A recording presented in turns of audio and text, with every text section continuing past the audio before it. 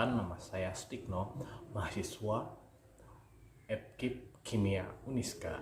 Hari ini kita akan bahas materi tentang sel elektrolisis.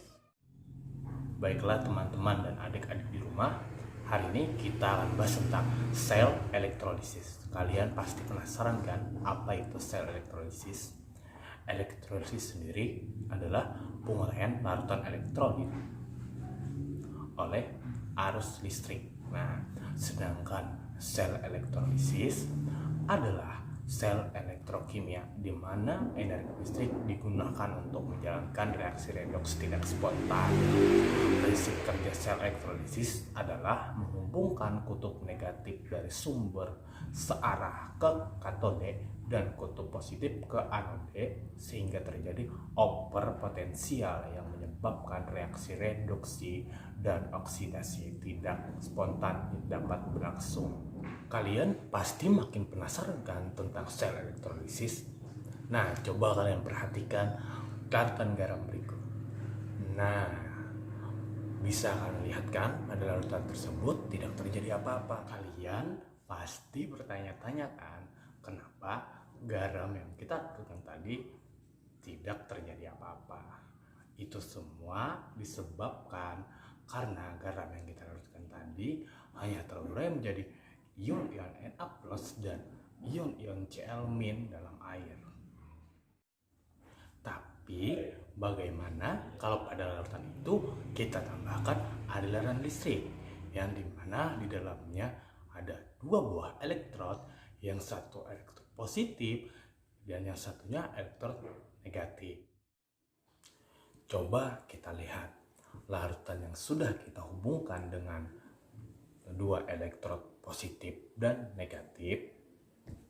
Di sana bisa kita lihat larutan NaCl di mana ion-ion Na+ dalam larutan NaCl tertarik ke katode dan tereduksi menjadi Na yang netral. Dan Cl- dalam lelehan NaCl tertarik ke dalam anode dan teroksidasi menjadi Cl2. Jadi, itu semua terjadi karena adanya reaksi elektrolisis dan di sanalah terjadi reaksi redoks tidak spontan dapat berlangsung. Nah, dari larutan garam tadi bisa kita lihat bahwa pada anode terjadinya reaksi oksidasi dan pada katode terjadinya reaksi redoksi. Jadi, katode yang bermuatan negatif diserang oleh ion-ion positif dan anode yang bermuatan positif diserang oleh ion-ion negatif. Baiklah teman-teman dan adik-adik di rumah, agar kalian bisa lebih memahami tentang aturan reduksi dan oksidasi, perhatikan bagian berikut. Nah, pada bagian berikut bisa kita lihat reaksi di katode bergantung pada jenis kationnya.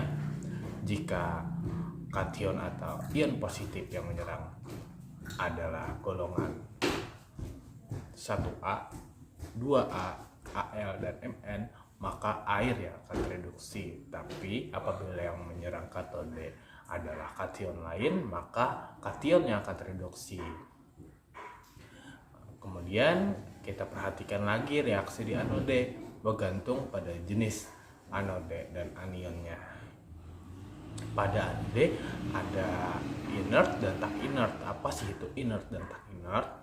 Inert adalah logam yang tak mudah bereaksi. Pada inert sendiri ada 3 macam logam, yaitu platina, emas, dan karbon. Dan tak inert itu berupa logam lain selain 3 logam tadi. Oke, pada inert kita perhatikan anionnya itu adalah sisa asam oksi. Apabila sisa asam oksi yang menyerang,